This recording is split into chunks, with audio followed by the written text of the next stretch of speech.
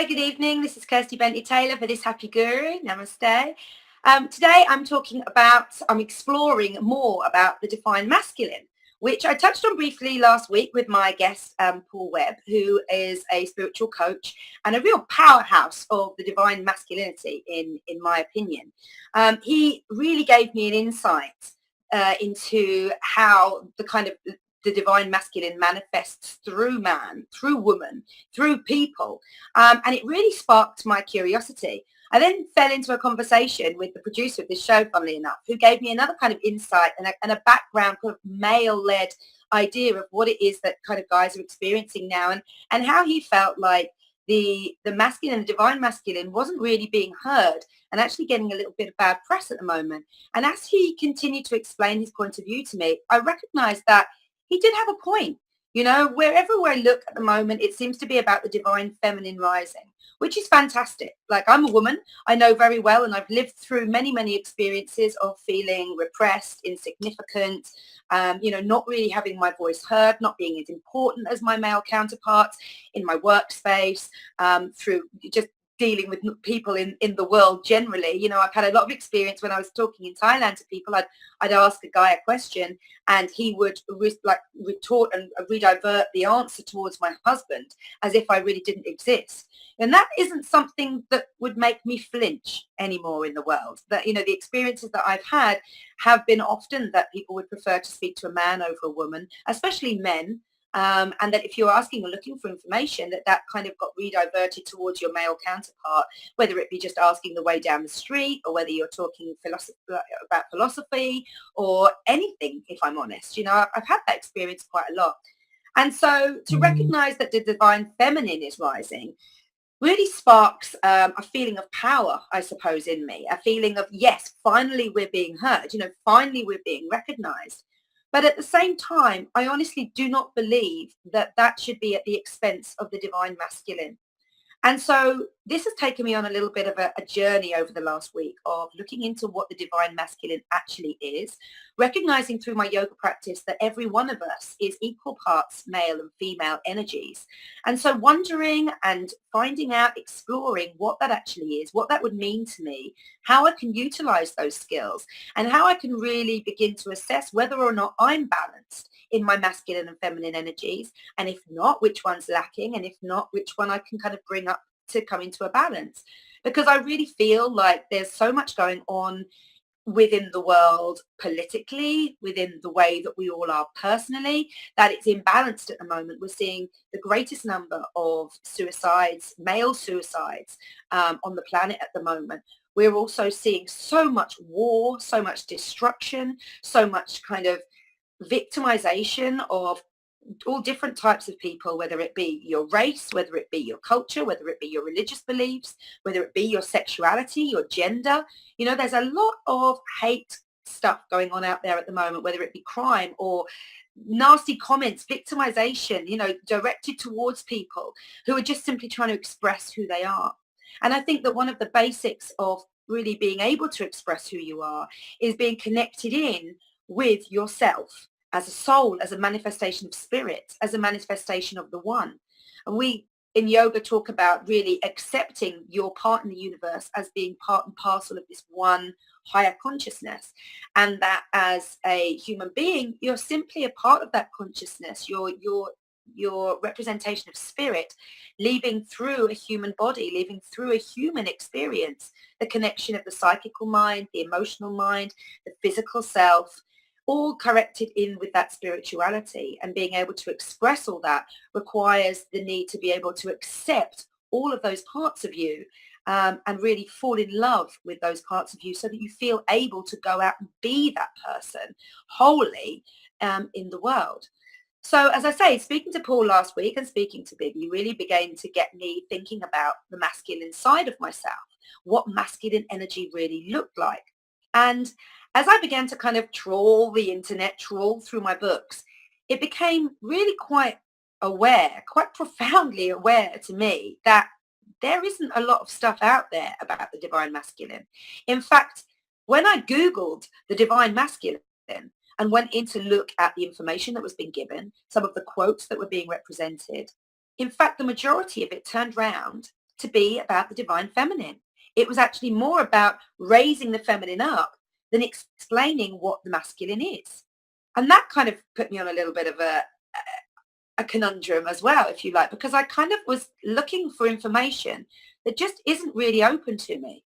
And that's me as a woman. So imagine my son, for example, really looking to find someone or something that he can be inspired by that will begin to shape the way he feels he can be as a man growing up in this world. And I began to think about the sort of the male figures that I know that I really respect out in the world. I respect what they're saying. I respect their message. I respect the way they conduct themselves. And I respect their honesty. I respect their humility. I respect the way that they have a strength that accepts no crap. You know, it doesn't take any shit. Excuse my friendship. Excuse my language. But it still remains strong and it still remains worthwhile. It's something that I can still respect. And those were the sort of things that I began to kind of look at. So the people that I bring to mind when I'm thinking about the divine masculine, people, men who personify this to me in our world at the moment, look like, I think the first person that sprung to mind for me was the Dalai Lama. You know, a strong individual who's not afraid to express his thoughts and his opinions on matter, but someone who comes from an innate place of kindness, of wanting to protect and keep safe other people, his people, but generally speaking, the world as well. You know, the message that the Dalai Lama has is very much world-based. It's about helping. It's about serving, but it's about being kind and it's about being forthright with it. It's about speaking your truth. You're not hiding away from anything. Someone else who's probably a little bit more like pop culture that sprung to mind was Will Smith. Recently, probably over the last sort of 10 years, Will Smith has really begun to come into kind of my algorithms, if you like. You know, he's really become to come into my personal space with the thoughts that he expresses and shares online specifically, and also in interviews and stuff like that as well. But again, he's very much about being true to yourself and being who you are and not being afraid to do that, not being afraid of what other people might think if you're honest about who you are, not being afraid about standing up for what you think is right, for standing up for other people if this affects you, if it affects your truth, if it resonates deeply within you. And he's gone on to say a lot of things about how it is that we should kind of follow through in life, how we should present ourselves in life. And a lot of it has been about really being brave, you know, really being brave to be the person that you were born to be, to first of all, to find out who that person is by spending a lot of time with yourself, you know, spending time thinking about what it is to be a man or what it is to have masculine energy. But he's also kind of gone on to say that, you know, the bravest people, the people he most respects in life are those people who are true and are those people who are fearless with that knowledge, you know, who go on to express that, to stand up for the things that they know are important in life and for the world. And not on a personal level, not like, you know, I think it's wrong that I don't get paid as much as this other guy, you know, but more about, I think it's wrong that there's not an equality in life. I think it's wrong that not everybody's voice is equal, that everybody's voice can be heard, you know, and I'm here to be that voice, to be the voice of the people who aren't being listened to be the voice of the people who need someone with, I suppose, his kind of fame to be able to get the recognition, to be able to have the I don't know, the kind of the acceptance, I suppose, that recognition that they're there, that acceptance that they are who they are. And from somebody who is a very, very famous and very successful public figure, as well as within their own right as an actor and as a creative artsman. So when I started looking at these sort of people, there are a lot of other men. Eckhart Tolle is one, again, I would kind of refer to, somebody who really seeks truth, who tries to express and share his truth with other people. And from a place of kindness, from a place of servitude.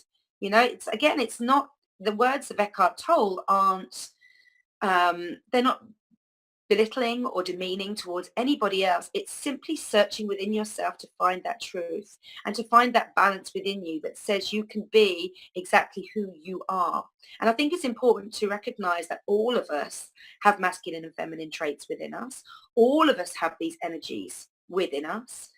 When I first started learning about yoga and pranayama, which is the movement of the energy force, the life force within you, I began to learn about the different energies within us, masculine and feminine energies. You might know it as yin and yang, for example. And one of the things that we learned through pranayama was how to balance these energies out, how to really calm the left side and the right side of the brain, the left side being more logical, the right side being kind of more creative, just as a very snippet into what these kind of two sides of ourselves are capable of. And then what was interesting to me was when we moved it out of the brain and into our physicality, the duality changed sides. So the masculine brain began to be represented by the right side. The left logical brain began to be represented by the right side of our bodies.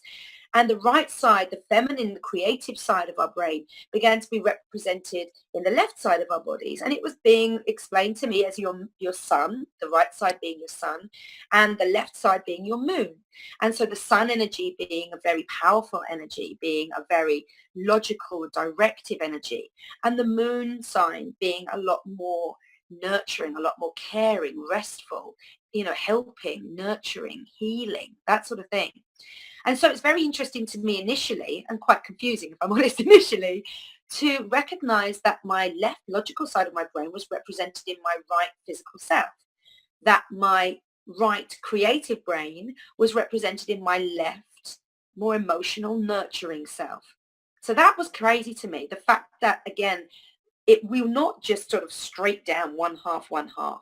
Throughout ourselves, our physical selves, that energy is constantly toing and froing, going from left to right, remaining in a balance as much as it can, but taking from one side and merging into the other, taking from the other side, merging into the other, really unifying, becoming one. That's beautiful to me, and it still is. And I find myself as I explore my own my own self through my journey, through my physicality, through my life, the experiences I have in life, really beginning to feel the manifestation of this in myself. So recently, when we moved back from Thailand, the last 3 or 4 months were crazy. They were crazy. We were packing up everything. I was packing up my whole life. We were sorting out stuff to sell, stuff that I wanted to give away. We had a huge kind of sale, like a car boot sale or a garage sale at our house of all the stuff that we weren't going to be able to bring with us and the stuff that we just didn't need anymore in our transition from our Thai life into our life in the UK. And what I found myself, I'm religiously kind of, I can feel myself getting more and more stressed. I can see that I'm beginning to lose weight from the kind of the anxiety, the nerves, the obvious nerves that you would have from transiting from one place to another. But also the fact that I'm nervous for my children. I'm nervous for what they're going to experience from coming from Thailand, where they've all grown up. They were born and raised in Thailand, and then taking them back to the UK and seeing how they would respond to life in the UK, a very different way of speaking, a very different way of presenting yourself, a very different way of living. In Thailand, we lived pretty much outdoors like the whole time. It was a lot of time spent outdoors. My girls would come home from school, strip off and spend 3 hours in the swimming pool. That was kind of their go-to. If it was raining, they'd be sliding around in mud and on the floor and, just creating havoc in the rain, just playing very naturally with nature. And I knew, having been a person that grew up here in England and specifically in the suburbs of London, that wasn't going to be an option for them anymore. And I knew that they were going to miss that. Things like that began to make me feel a little bit anxious for what they were going to experience over here. And then, of course, my son, coming from a tiny, very intimate, private, international school in Krabi, Thailand, coming over to a massive 1,200 children's school, huge, great big buildings, loads of different people, all older than he was going to be because he was going in at year 7, which is the first year that they go into over here. And really worrying about what he was going to then experience. Before, he was literally the only person in his year before we left Thailand. Now he's in a year, I think there's 4 tutor groups of 30. So like a year group of 120. So he's one of 120 plus kids. And that was kind of something that was really worrying to me as well, how they were going to be received, with all the kind of the crazy and kooky things that we kind of just had, we'd grown up with. How were they going to receive? Were they going to change? Were they going to have to change? What was that change going to look like? And all this anxiety was really beginning to kind of manifest in me. And I leaned very heavily on my meditation and my yoga practice. And ironically, as much as I was doing it, was the more that I was beginning to feel all this kind of mental anguish inside my physical self. And what it ended up manifesting in for me was on my right side, in my right leg, I ended up having real twinges, like real pain running down from the top of my hamstring down into the bottom part of my knee. Now, I've never had any problem with flexibility in the backs of my legs. I've never had any kind of flexibility issue with my hamstrings, with my calves, in my knees, anything like that. So to suddenly feel this when to all intents and purposes, my practice hadn't really changed too much. And I kind of, was just a little bit concerned that just as I needed to go back to England and really bring it and really show everybody what I had there, I'd already built my business in Thailand. I'd managed to do it quite slowly because of the age of my children. So it had been a nice nurturing business to build. I'd done it inside my own realms of comfort, I suppose. And I built everything slowly so that I could ease my way out of being a full-time mother to these 3 children and into having my own business, learning what that looked like, and learning how to behave as a business owner, learning about all the practicalities of owning your own business, budgeting, things like that I really had never touched on before. And all those things began to kind of make me feel anxious about what it was that I was stepping out into as well.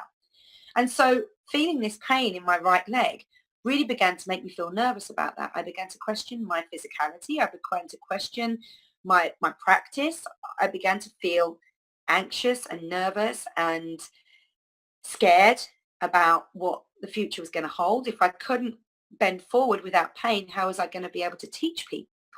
Like in your basic sun salutations, you fall forward about 1,000 times before you do anything else, and I really began to kind of feel nervous about that.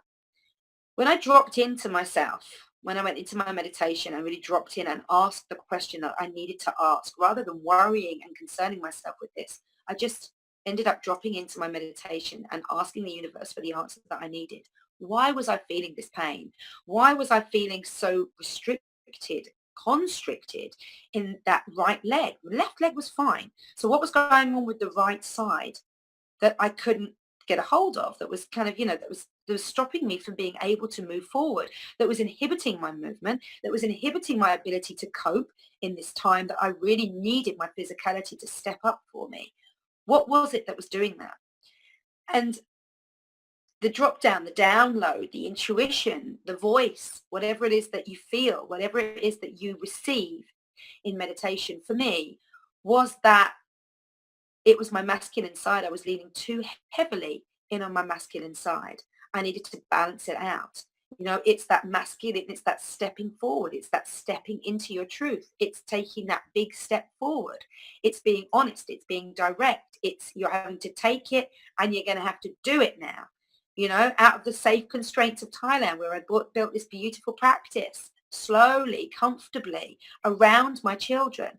Now I was looking at taking my fledgling business and really making it a bona fide business that was going to bring in money, that was going to be able to help support my family. Not something that I'd done before in yoga and life coaching, which is in the things that I've kind of been studying and developing and building up. That wasn't what I did before. Before I had my children, I used to work as a support and managerial position within an office. I was, helping out and redirecting lots of teams, stuff like that. But I had a manager. I had somebody that I could lean on. I had somebody who I would take directive from. And this was little old me going out into the world, being little old me. It felt like the biggest step into my truth that I could have. And as I realized that, as I allowed that voice to come in and to settle down, I realized that that was exactly what I was doing. I was leaning far too heavily on my logical mind. I was trying to kind of rationalize everything. I was not only in my emotional self leaning into my masculine, but in my physical self, I was just go, go, go, go, go. There was no rest. There was no time for rest. I was getting up at 5. I was going to bed at 11. You know, and all that day I'd be moving through stuff that I needed to get done. I was like a powerhouse. There was no time for sitting and cuddling the kids. There was no time for nurturing.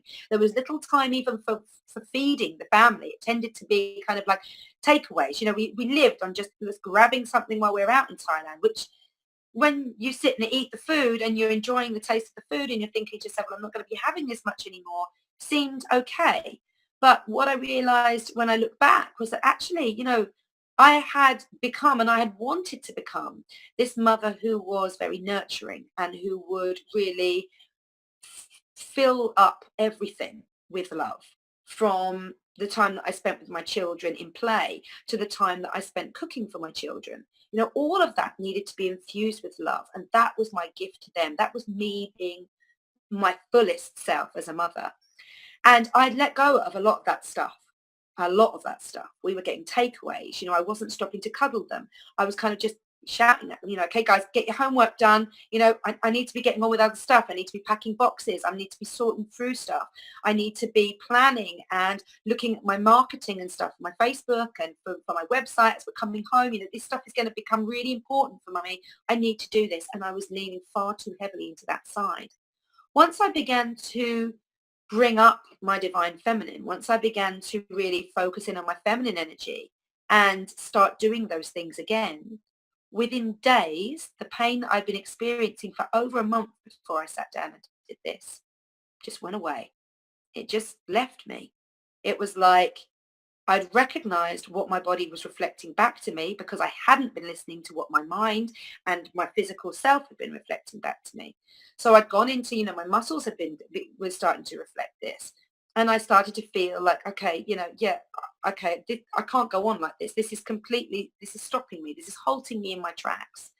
And so I need to do something about it. I need to bring up the balance. I need to make this work. And so by bringing in the divine feminine, I balanced out the masculine, all the divine feminine stuff, the nurturing myself, the self-love practice that had gone on hold started again. And within days, it lifted. So what was reflected to me back with that was really how you can really lean into one energy and how it can really begin to break you down. You know, it can stop you from doing the things that you want to do. And what worried me about this really was looking at the world as a whole and looking how masculine and feminine energies have manifest throughout the majority of the cultures on earth, throughout history that is now thousands of years old. There has been a real dominance of masculine energy throughout our culture. The feminine energy has tended to be put down. You know, we've had witch hunts. You know, we've had feminines, you know, the divine feminine, sorry, being sold out for prostitution, mass scale. The dominance of male power, physical power, being pushed upon the feminine throughout history, throughout culture, throughout families. You know, we've seen all this. As the feminine rises now, and we see it rise and we feel it rise, and it's kind of like the buzzword, my concern is also that the divine masculine gets heard. Because the thing is, the masculine energy that we've been seeing on this planet is not the divine masculine. It's not the best part of the masculine energy. It's the shadow side. It's the side that the ego perpetuates, that the mind has created. You know, and we need to kind of find out what the divine masculine looks like so that as well as bringing up the divine feminine, we can enlighten the masculine energy that is there now and ask it to really come into its light and to become divine in itself. Because there's no point in raising up the divine feminine if the divine masculine isn't coming up too. We need that balance. That is what the world needs. We need the balance of the divine. We need to, in all our senses, throughout both of our energies, begin to lift up both the parts of ourselves within ourselves as individuals, and then see that energy rise up throughout the planet, throughout us all, helping one another, serving one another. So one of the things that we got talking about last week was about how masculinity now is really getting a little bit of a bad rep. I spoke to my friend, we talked about the Me Too movement, which is a very strong feminine powerhouse of a movement where women finally got to say, hey, enough already. And I was part of that Me Too movement. I don't actually know a woman in my life who hasn't been subjected to some kind of power dominance from the masculine towards the feminine. However, that doesn't mean that we can tar all men with the same brush.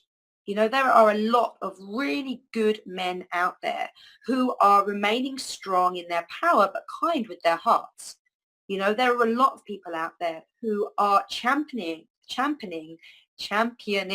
thank you, the divine masculine, but who are being poo-pooed in wake of the divine feminine. And I feel like the balance needs to be set now before we go too far in the other way. I'm not saying that women need to take a step back or a step down, or that these movements aren't needed, that we don't need to be recognized. I'm not saying anything about that.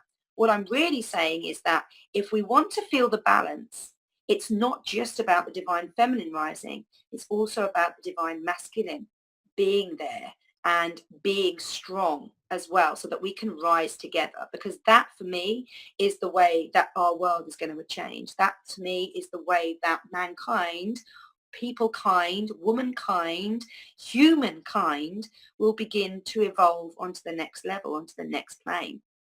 And so one of the things we were touching on last week was also about how men are beginning to feel like it's not enough to be themselves anymore. They need to be more. They need to connect in with their divine feminine more. They need to let go of their masculine traits to become more feminized, if you like.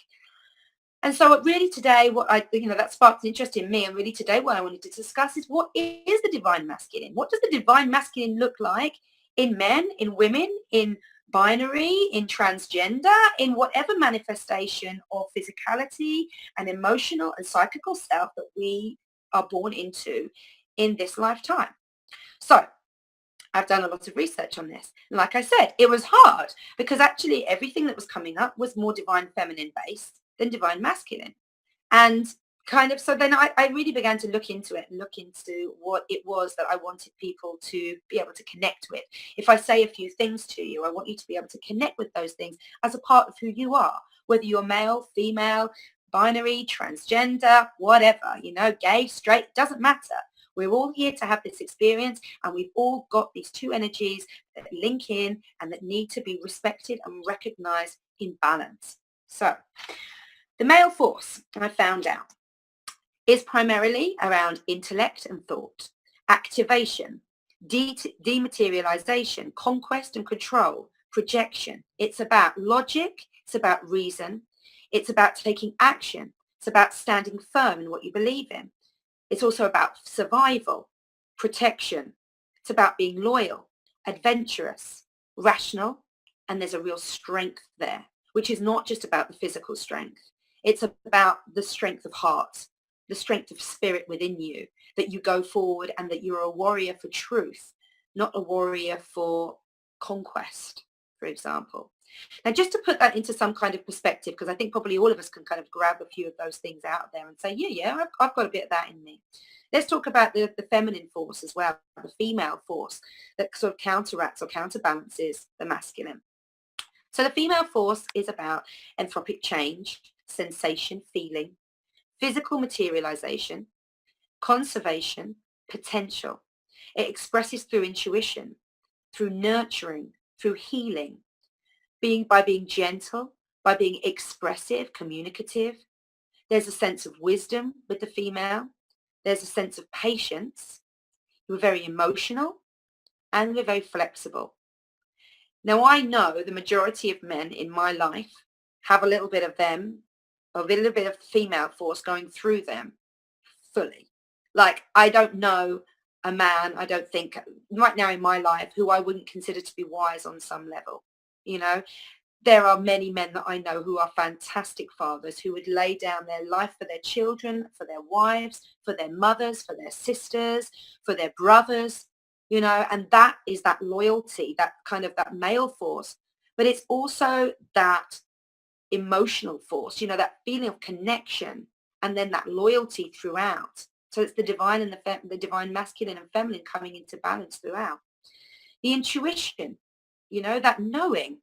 There's no way that that's just a gift of women, to be able to feminine intuition. I grew up knowing, having that told to me all the time, connecting with your feminine intuition.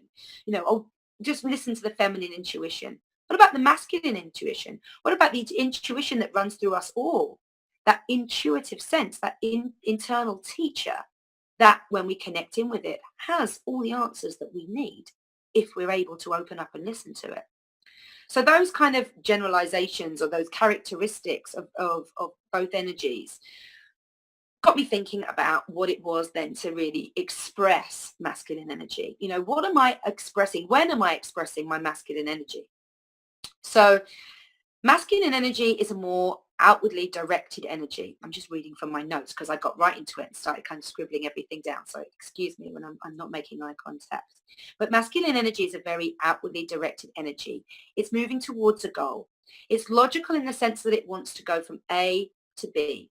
It wants to go in a straight line. It likes to compartmentalize things. It likes to make things clear. It likes to have an understanding of things.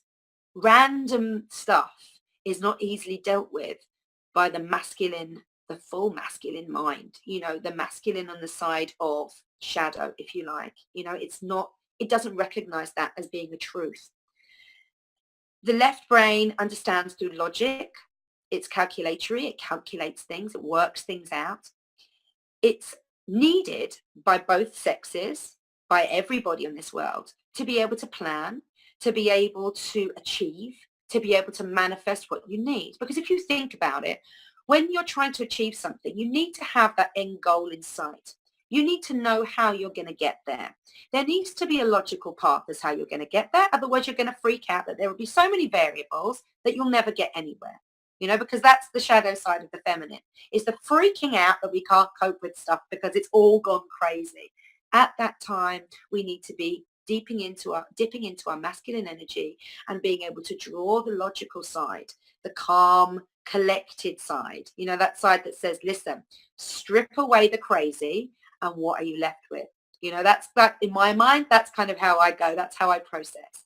Just strip away the emotional stuff, the fear, the crazy anxiety that you've gone with there and get left with the facts. Just be left with the facts in front of you. What does that mean to you? All right.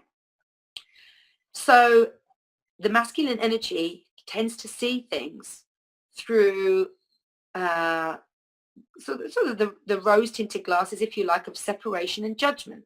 It likes, like I said, to compartmentalize things. It likes to separate things off, which is fine until it comes to the point where you have to accept that people are what they are. You can't judge everything. You can assess, but you can't judge.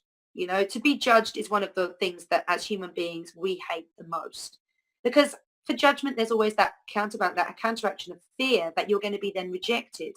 And this is something that as human beings we fear. We fear rejection. It comes from kind of our base sort of animal instincts of being thrown out of the tribe, not being there, being an outsider in a real tight community. And as our Western world particularly has developed, our sense of community seems to have got less and less important. However, we still have that need. We still have that want to be part of something that is greater than just ourselves. I think it comes from our connection with higher consciousness, myself. I think it's us trying to kind of manifest that oneness within the people that we love around us. And sometimes it works. Sometimes you have such a close-knit family that you can move, you can speak for one another, you can finish each other's sentences, you'll know exactly where that person's going to go to next. You can almost see where they're going before they get there. I noticed that in a couple of family football matches that, I've been involved in over the years where, the brother will know where his brother's going to be going with that football, and he'll move into place knowing where he's going to go, having practiced so many times with him, having known his intention, having known how he plays, how he moves, having studied him so intently that he'll know the next move and he'll run in front to be there for the pass, right? So being able to connect in with that masculine, the divine light masculine, rather than the shadowy masculine, can be really, really helpful in terms of being able to get stuff done, in terms of being able to achieve stuff in your life, being able to move forward, being able to move out of destructive circumstances for yourself. I had a relationship a long time ago now that was really, really destructive. And what I noticed was that I became a victim in that relationship. It wasn't my choice particularly. It was a circumstance that I found myself in. But it was certainly a choice that I made to stay there. The things that were happening to me were beyond my control. There was nothing I could do about it. That was the expression of that person that I was with at the time. However, I chose to stay there longer than I should. I chose to be that victim. I chose not to take responsibility for my actions. I chose to ignore the truth that I was worth more than the behavior that I was accepting. I decided that I needed to be responsible for me. I needed to be responsible for my happiness.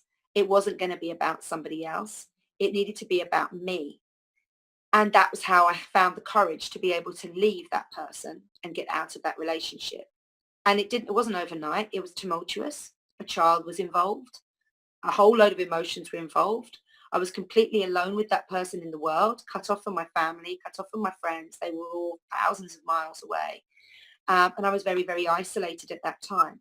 But when I was reading through all the stuff that I was finding out about the divine masculine, I realized that it was my divine masculine inside me that really picked me up and told me that I could get myself out of this, that I had to get myself out of this, that I was worth more, that I needed to formulate a plan, that it didn't matter at what cost, and I needed to get myself and my child out of that situation.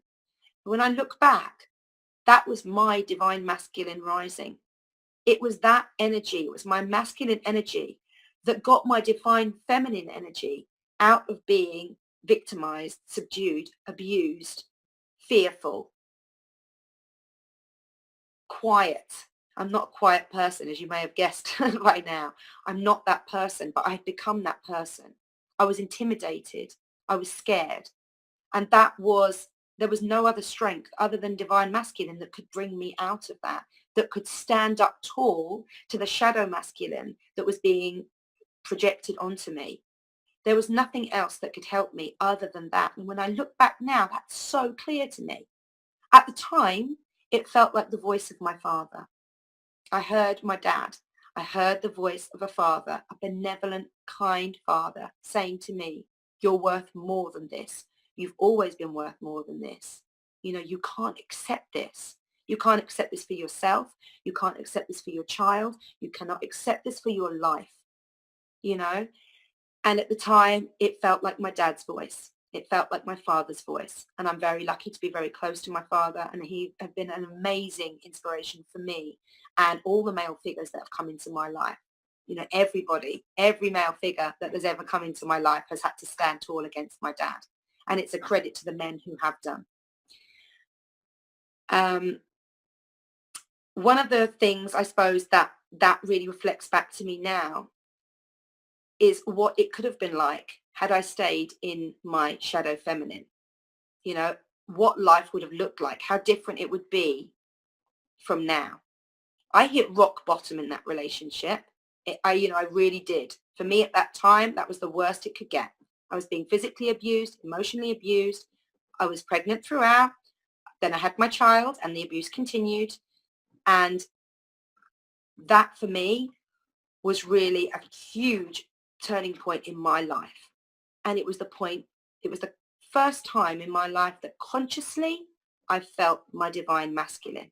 And I know that now. So this is how crazy life is, reflecting back to and from. some of the things that you can do to try to activate your divine masculine was some of the stuff that I was looking for after my conversations last week. I wanted to know what it was that you could do to kind of really begin to bring up this masculinity, this divine masculine in yourself, what it looked like. People were saying to me things like, it's about being the warrior in you. But when I think about warriors, I think about war, warrior. I don't think it's about that. I think the divine masculine is actually more about standing tall for truth. It's about being a strength. It's about being a crusader more than a warrior, I think. Obviously, chip in if you kind of feel like there's something more to that than you'd like to add. If you have some feelings about how my thought process is going here, I'm really interested to connect on this because it is definitely something that touches us all. And I think it's important that we share this information. We're certainly sharing the divine feminine. We're certainly, as women, we're rising and we're saying, this is what the divine feminine is. This is us in our strength. And I really would love to hear from the divine masculine side of you all out there, whether you're, female, male, whatever, it doesn't matter. Just connect in. And even if not, connect in with yourself on this. Have this conversation with yourself. What is the divine masculine part of me? Where are these traits? How do I express them right now in my life? Because one of the other things is having too much masculine in your life that you outweigh the feminine. And I think this is what we've been seeing. I've talked about the imbalance in the world and how I feel like both divine energies need to rise at the same time to clear the slate there, but that also comes with us being able to bring up the balance within ourselves. So if you're a career woman and you've spent a lot of your life dedicated to your career, working all those hours, focusing fully on that, and you've probably been in a predominantly male-based environment for a lot of that. A lot of women find that to be able to really succeed in a career and to be able to get certainly the monetary success, the financial success that we at the moment ally closely with success in life, have had to kind of push through the male boundaries to be the only woman in the office, to be the only woman judge, things like this. I kind of recalling throughout history in my mind, the first female judge, the first female prime minister, the first, poor Hillary going for being the first woman president of the United States. These are epic moments in womankind, but they're also the rise of the feminine, but they're also the rise of the shadow masculine, because these are women who are not necessarily standing tall as divine feminines, but also standing tall in their feminine and their shadow masculine. They're still working as the men within the world, which is fine. We all need this balance, but it needs to be successful and it does need to be balanced, So more of the other things. One of the things that I kind of started exploring throughout the divine masculine and accepting through myself what I manifest and all that sort of thing was that part of being the divine masculine was going to be linked to the ego, if you like. I was going to have to let go of a lot of ego. I think this has been kind of brought about through sort of conditioning of both men and women to represent their sex in a certain way. And I think one of the interesting things about our world at the moment is that those paradigms are really beginning to shift on a lot of levels. We talk about divine and feminine masculinity and femininity. However, there's also this whole gender shift thing that's going on, whereby we are beginning to recognize that there aren't just two genders. There are multiple genders. There are people who are expressing themselves not through one gender specific, but through being themselves, transient selves from one day to the next. I was watching a program that was aired in UK TV not so long ago called Genderquake. And this is something that really interests me because my youngest, she's a girl, she represents very much through her masculine self. So from the age of about 4.5, 5, she decided that she wanted to be a boy and that everything that she was doing wanted to represent that and reflect that. So everything that we buy her now is to her choice, to her taste. She's adamant about it. And yet she has all these kind of real nurturing feelings. She loves to play with dolls, and she has all these babies that she loves to kind of nurture and feed and carry around with her. And as my exploration of the divine masculine kind of really began to came through, I recognized that this might not actually just be a feminine quality in her. This might be a masculine quality as well in her. Whatever she kind of, however she decides to fulfill herself, however she decides to express herself is honestly 100% fine by me. I have absolutely no qualms about her expressing herself how she sees fit. It doesn't matter how old she is. It doesn't matter that she's young. For me, it's all about self-expression. If you can express yourself and be supported in that, you're going to feel loved. You're going to be accepted. You're going to feel confidence in yourself. And these are the things that I really want to give her as a parent, as a mother to her. These are the things that I feel so strongly about as a parent. And I invite her to explore. But whereas I'd always kind of, I suppose in my mind, balance that, okay, so she wants to dress kind of a little bit more like a boy.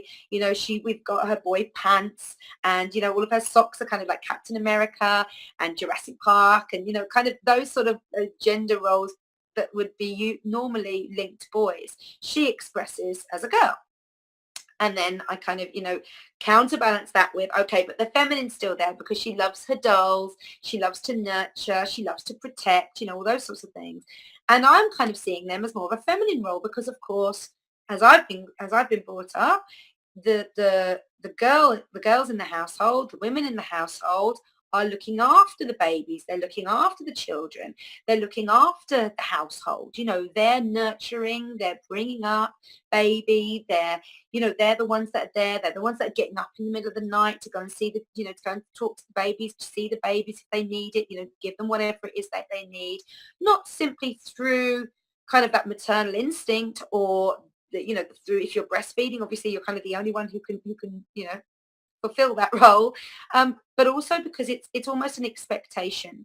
And although those paradigms are beginning to change, I still think they're pretty inherently lodged in our psyches. Examples of this would be kind of, like I say, like, looking after women at home, but also the role that women play within the home itself. So I have endless conversations with my girlfriends about how, how is it that when you get married, your husband suddenly becomes kind of this boy again and goes, you become the mother to, one more child. And the husband often becomes kind of like the child again.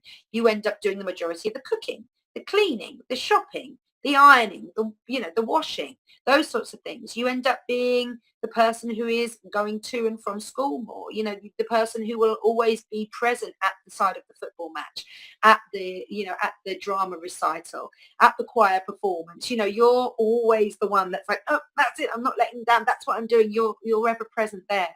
And although I recognize also that there are a lot of shifts and that there are a lot more equal relationships than perhaps the one I'm experiencing, that sense, I also feel like I'm not alone in these complaints, if you like. And they do become complaints because I have a lot to do myself as well. So to be the only one left to do some of these things as well in my household becomes very challenging to me. And often it becomes, kind of a, right, everybody, that's it.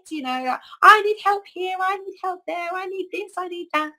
But it's almost like when I got married, my husband shifted into that position because before we got married, he was living with another guy. He was, taking control of his washing. He would do shopping and he would cook for both of them. He was very much kind of in balance and being able to look after himself and still, do all those things. And I know that he's fully capable of this because when I go away and I'm away for a period of time, he fully picks up on everything and he does everything. So he's fully capable. But it's just about kind of, I suppose, feeling like he's got perhaps that mother figure around as well. And that's the role of the woman in the house, and we've had conversations where he's reflected that back to me, babe, like, I don't mean to be, but my mum always did those things for us as growing up, at which point I reflect like, yes, but you're fully grown. But yes, but we've got the children, so you're doing it for them. Why won't you do it for me? It's those kind of conversations. And it's not that I don't want to look after him or help him or anything like that. It's just that I don't want all that load specifically just on me. And I think it's because I react and I get triggered by the idea that as a woman, it's my role within the house. Whether that might be kind of almost my divine masculine there reacting as well, right? I've got this divine masculine, it's standing up for the truth. It's standing up for my role. It's protecting me. It's being loyal to me, that energy there. It's saying, stand up for yourself, girl. Don't take this. You don't need, he's perfectly capable of doing all this. You know this. That I think it's probably my divine masculine self beginning to rise up and beginning to say, no, hang on a minute.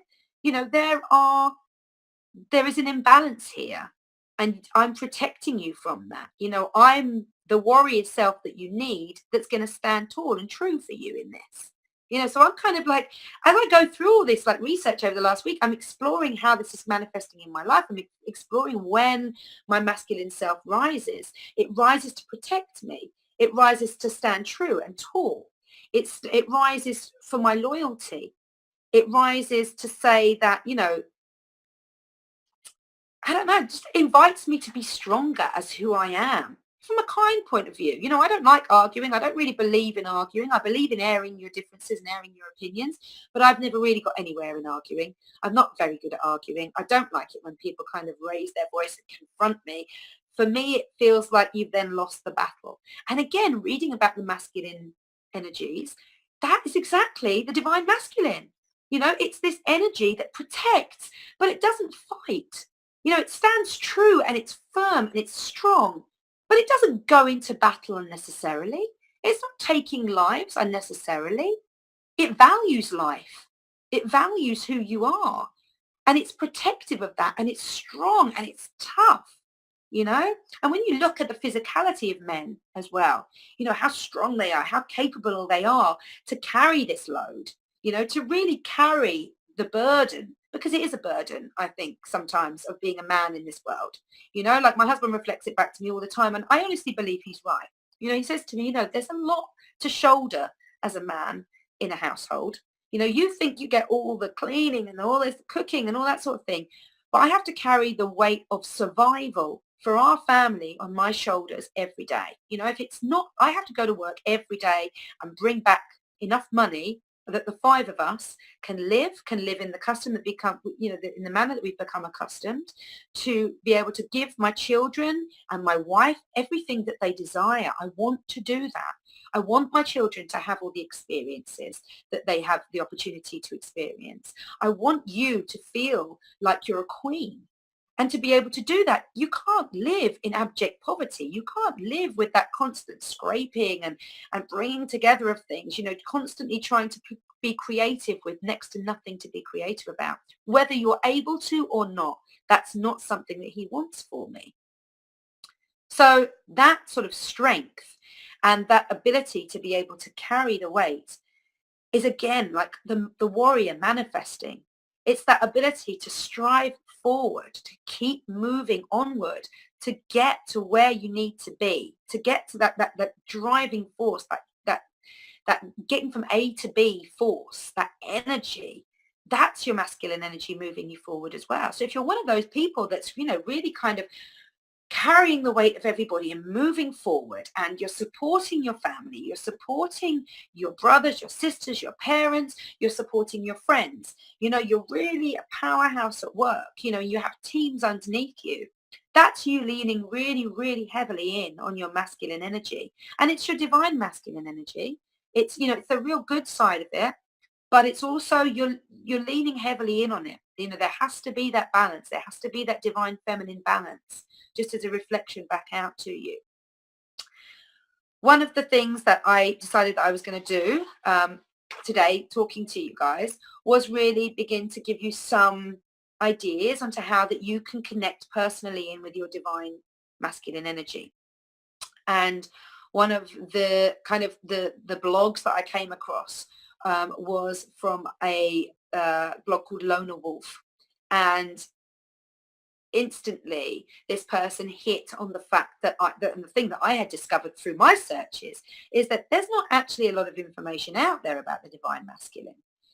So these were a few of the ideas that I got from Lona Wolf, and a few that I took for myself through reading texts and stuff on the internet, through kind of stuff that I've learned through my yoga with the energies and stuff like that, and how it is that you can really begin to kind of connect in with yourself as to being able to manifest, being able to bring up this divine masculine so that you can recognize your strengths, and be able to utilize the strength of the divine masculine.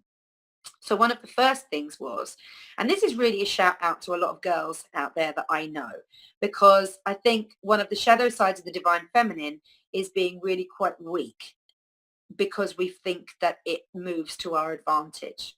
Okay. And I'm going to hold my hands up, ready to be shot in line there. But I know a lot of people, and I've done it myself, whereby I've shifted into my feminine to kind of, this is what I would call your feminine wiles, right? And some people say, oh, the feminine wiles, like that ability to be able to shift into your feminine and become weak and vulnerable. And there's a lot of batting of eyelids, and there's a lot of being quite sort of trodden down, and a little bit kind of, what's the word I'm looking for? Kind of, I don't know, just, I don't want to say pathetic, but that's kind of it's that side of us. It's that side that goes, oh, no, no, no, you do it. You're a big, strong man. That sort of side.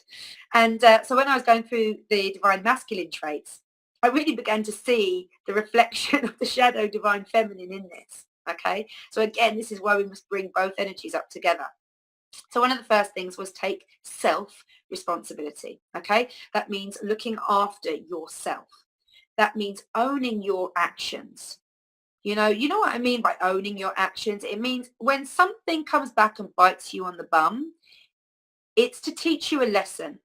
And you need to own it. You need to recognize that. There's no point whinging and moaning and saying, that life's not fair. I don't know where this has come from. All I ever do is help or try or whatever it is. It's actually owning your action and saying, actually, some part of me constructed this. Some part of me was bringing this to me, whether it was, malintent, whether it was, showing a part of yourself, like your anger, for example, that really could have been a lot better controlled, and the repercussions for that have now finally come back. It's those things. It's being able to say, actually, yeah, I take responsibility for everything that I do, whether it be good or bad out there. If I speak ill, I own up and I say I'm sorry. I have that strength within me to be able to admit when I'm wrong. It's taking ownership for your actions. Taking responsibility for your happiness was another one. Okay. If you're not happy from the inside, if you're not happy with yourself, no one else can ever make you happy in this world. You have to make yourself happy. It has to come from within. You can't rely on somebody else to bring the happiness into a relationship for you. You have to make that happiness. And if you don't make that happiness, then you'll be constantly looking for other things or other people that will bring in what you perceive that the other person should have brought. You'll never be content. You'll always be searching. And if you're really looking at that person sitting opposite you and you're thinking to yourself, actually, they're amazing. I love all these things about them, but I'm still not happy. I still don't feel satisfied. I'm still not content. Then the work needs to be done with you, not them. Okay. So it's taking responsibility for yourself. It's taking responsibility for your happiness. It's not being weak and saying, oh, you do it. You bring it. Actually, I need to find it within myself. It's the greatest journey that you will go on, is to find out what makes you happy and be able to manifest that daily. And it always turns out to be the simple things. Underneath it always turns out to be connection with people that light you up, or it turns out to be, connection out with nature, that healing, that vibration that you can get from nothing else like you get from our earth, from being a part of it, from being out there, So take responsibility for your happiness. Don't be a victim that needs to be rescued. So this is kind of what I was touching on before. Don't be that person who always needs somebody else to come to their rescue to get them out of it. It's fine to ask for help, That's not really what I'm talking about. You know, to put your hand up and say, I need some help. Actually, could you help me? I need support. I need somebody else by my side when I go through this, you know, all that sort of thing. That's fine. And that's natural. And that's about you really, actually, that's a point of growth, because it's about you taking yourself forward and moving through a fear, moving through a transient point, and saying that actually right now, in this instance, in this experience, I don't want to do this alone. And next time when you go through something similar, you might not need that person, because actually you've learned that the majority of everything that you do is on your own in some aspect. No one can come through life with you. You know, no one is there for your entire life apart from you. So ultimately speaking, you are your best friend. You are the best partner. You are your own sidekick. That's why it's so important to find your own happiness, because then you can look to that sidekick for the little lift that you might need, you know? One of the other things was to be accountable. So we touched a little bit on own your actions. Be accountable. Don't blame others. Don't constantly project your dis-ease, your upset, your grievances onto other people. You know, you're the commander of your own ship. That means you get to choose what comes in and out of your life. And this is great that this is a masculine energy, actually. I love this about it, because it's a complete waste of energy if you're doing this. You know, if you're constantly blaming other people, if you're projecting out that your own failures are the determination of somebody else, then you're not actually taking control of your life. You're not actually saying that I can make decisions for myself. You know, the counterbalance to it all is saying that somebody else is responsible for my unhappiness. Well, we've just determined that happiness has to be defined by you. You have to create your own happiness. So how can you blame somebody else for taking that away? It's impossible.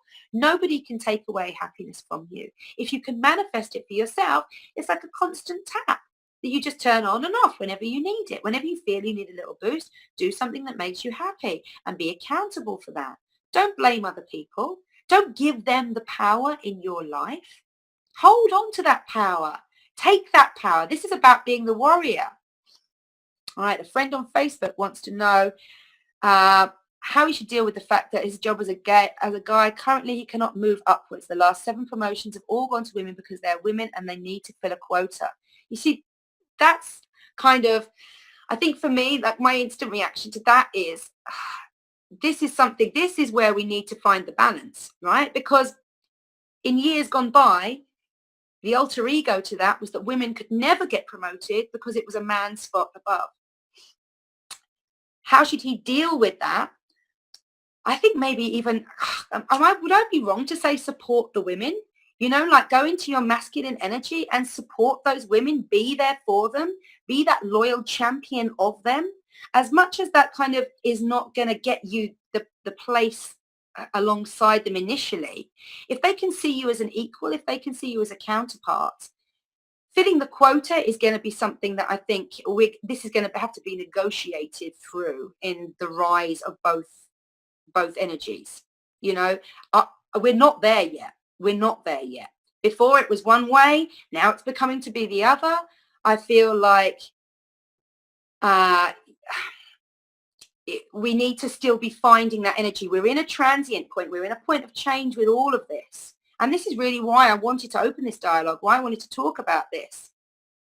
And you've added they're all worse at their jobs than their male counterparts. And I think we could honestly say that there are a lot of guys out there there are a lot of women out there who might be able to kind of place themselves in a better role than their male counterparts.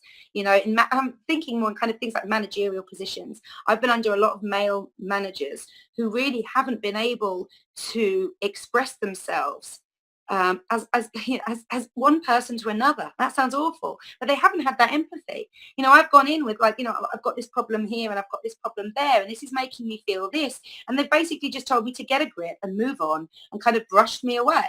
You know, that's not being a manager. Being a manager or being, you know, the person in a hierarchy means that you're able to bring those people up with you. You know, and that's what I would hope within that kind of managerial hierarchy. Being able to kind of, I think there's a worse thing. The worst thing is being able to look at someone and say, I could do that job better. Why aren't I there? you know. And somebody commented earlier, said men had their chance, messed it all up.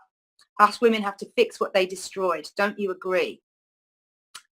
Bringing these two comments together, I do believe that there are a lot of problems that have been created by the masculine ego.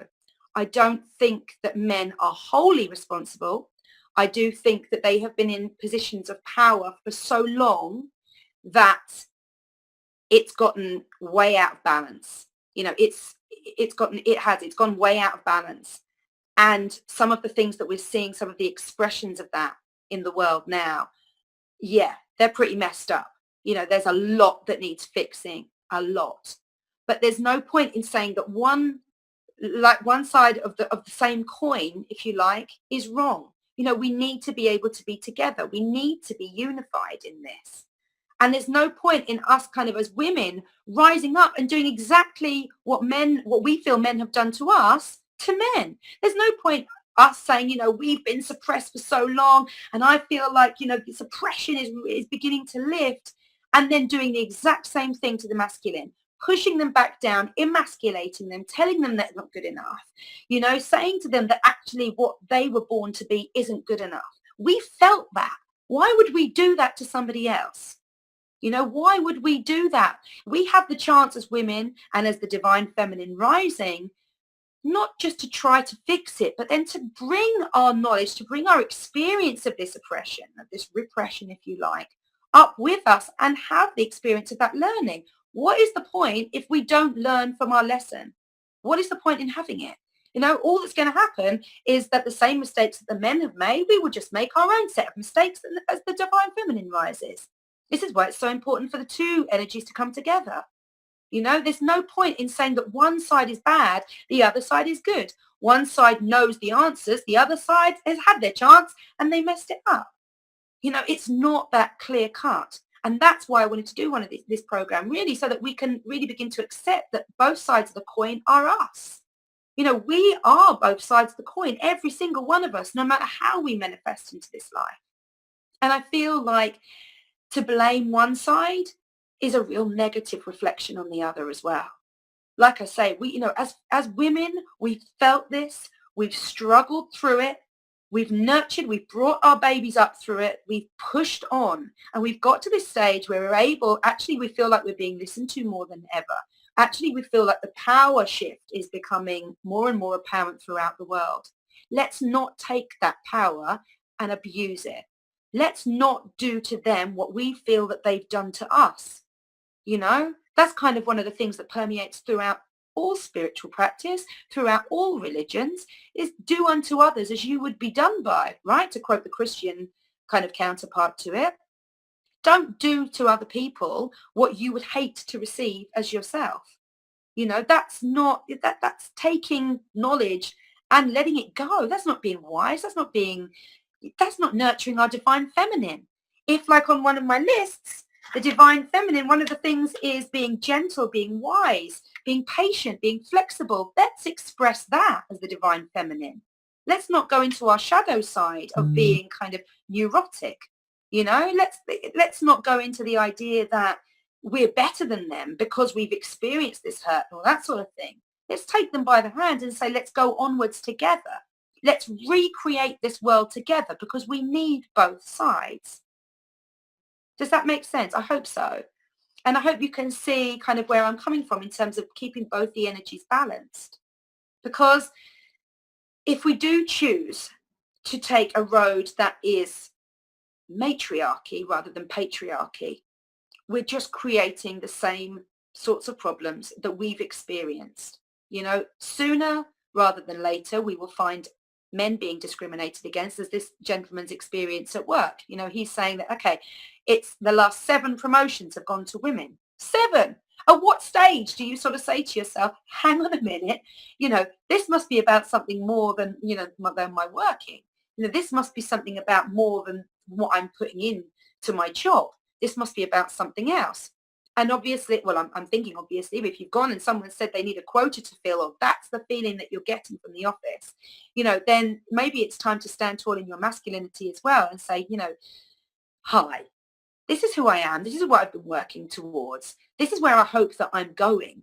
You know, the logical brain, the divine masculine, being gentle, but being firm and saying, I understand that, you know, that rights within the workplace, equality in the workplace are really, really important. I really hope that's not going to mean that the balance tips all in one way, because you can't have equality in the workspace and forget the masculine. You know, it can't all be about the feminine. That's not equality either. You can't have equality and it being balanced. It's just not how it works, you know? So I sympathize very much with both sides of those arguments, you know, and I look at the world myself and I do feel that there are so many changes that need to be made.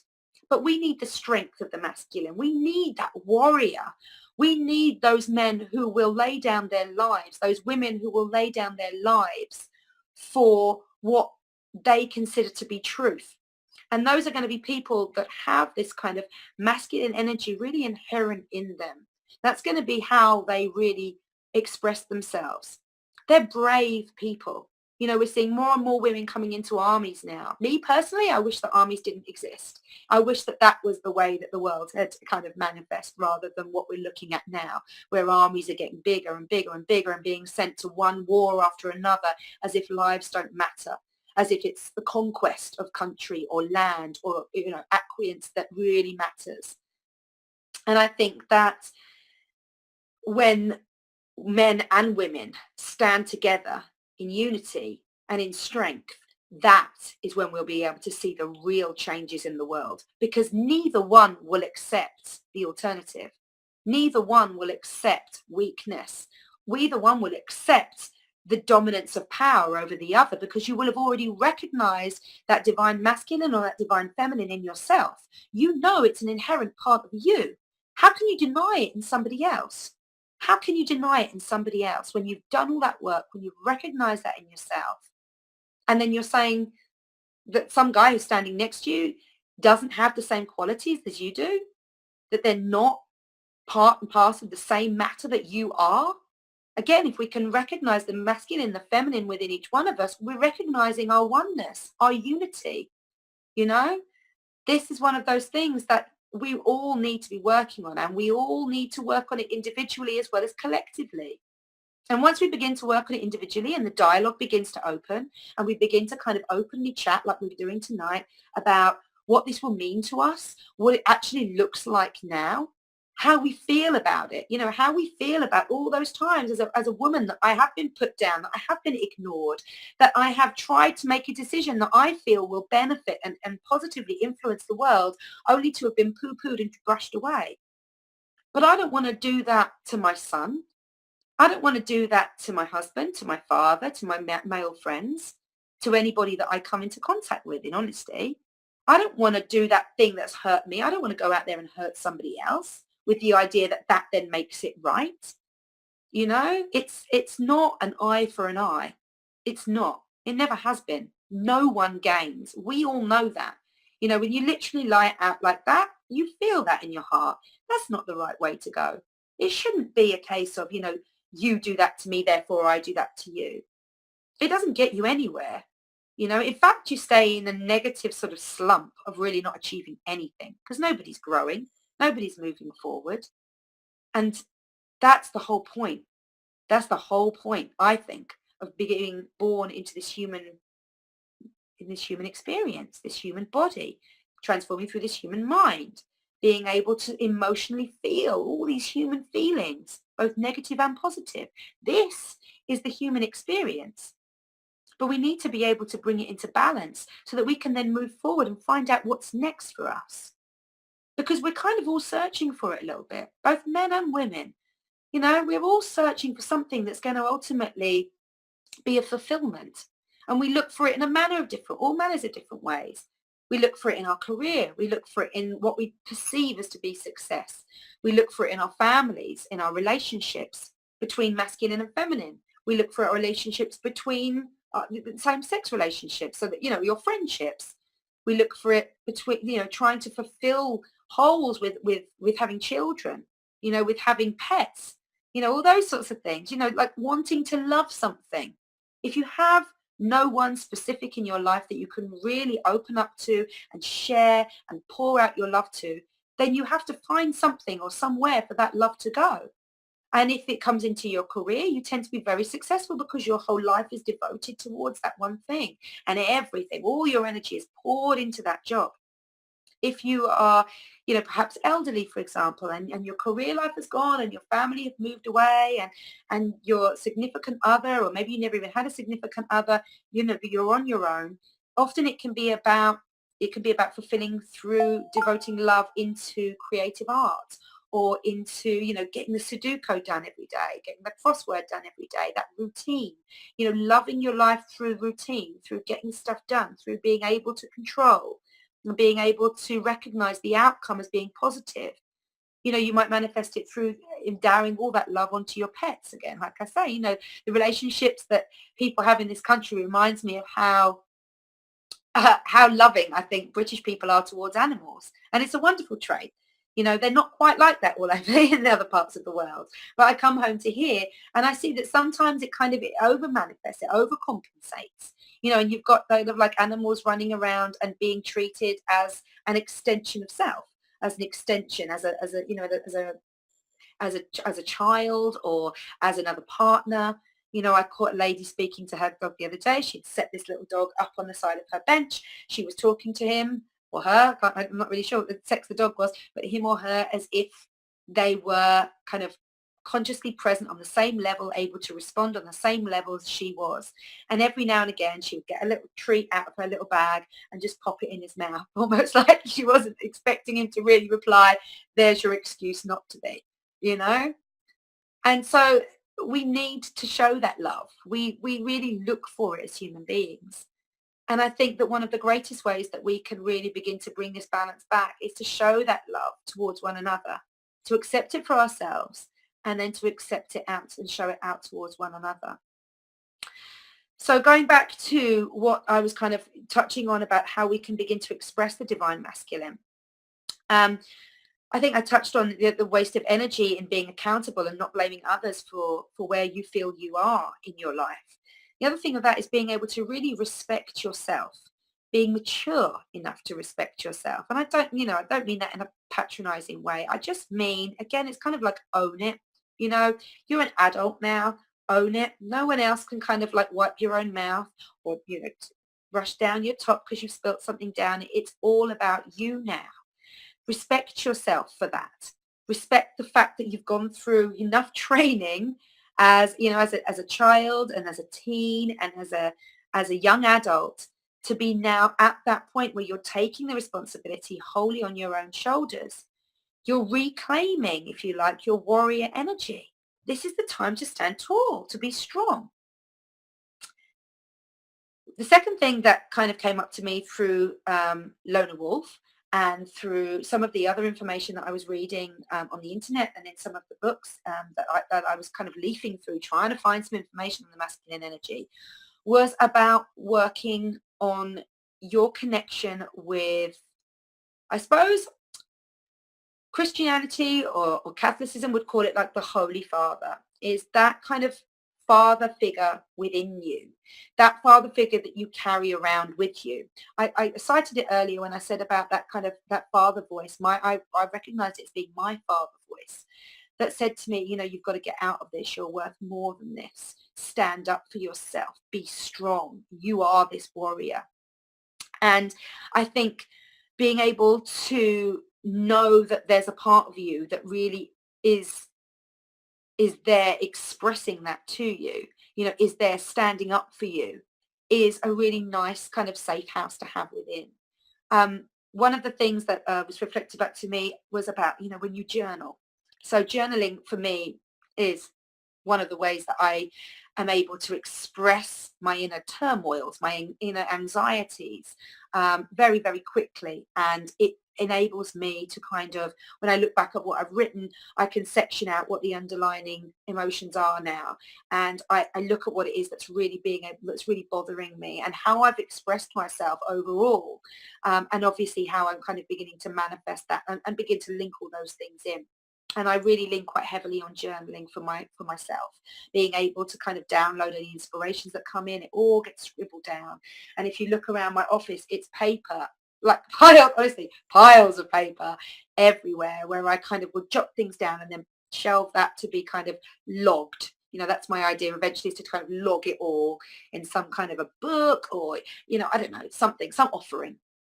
And what comes through to me a lot is this, this defiant warrior, whether it's the defiant goddess or the defiant masculine warrior energy, whatever it is, it's still that warrior. I haven't actually defined it as masculine or feminine yet. And it manifests and comes through in lots of different ways. So maybe some days it is that divine feminine standing tall and saying, hey, hang on. And sometimes maybe it's the masculine saying, rise up, woman. This is what you need to be doing. Recognize this strength in yourself and get on with it. So those are things that kind of you can begin to do, is to begin to journal in on yourself, writing, but also planning and stuff, being able to give yourself a goal for something that you really want, and being able to write a structured plan as to how you're going to get there, connecting in with that logical part of your mind that says, okay, so I want to be here and I'm currently here. How am I going to get there? Let's really stop and think and plan. And that will be really utilizing your masculine energy. It's utilizing your logical brain. It's being able to draw in from that side of yourself. And the more you do those things, the more practice you get at drawing it in towards you, to help you, to support you, to be able to get you to move forward in life, which is, ultimately, again, the aim, right? We're here to learn. We're here to experience. We're here to move forward. It's fantastic if you can draw on those strengths of yourself to be able to manifest that, to be able to support some of the weaker parts of you, some of the parts that just get that little bit more scared going on, and being able to hold their hand and say, come on, girl, we're doing this together, and move forward in that. Now, one of my favorite things to do is to be able to set myself a goal and plan how I'm going to get there. It makes me feel empowered. It makes me feel like it could actually be a reality for me. And it's almost like the higher the goal and the more unachievable I think it is, the more excited I get about how I'm going to get there. I'm an avid traveler. Like, I love traveling. I've been fortunate enough to have manifest traveling into my life throughout my life, and kind of the minute that I was set free as a young adult. I've been through some crazy experiences, some amazing, mind-blowing spiritual experiences, right up to kind of, being held up at gunpoint and feeling real fear, like real cold through to the bones fear for my own life. So I've been through some crazy ass experiences. But one of the things that kind of, that I love about travel is the connectedness, the adventure, the feeling of having to carry myself through the world, like backpack on back, minimal amount of stuff in there. I'm not reliant on anything. I'm only reliant on myself. I express as I express. I've probably got 3 or 4 t-shirts, 2 pairs of long trousers, a couple of pairs of shorts.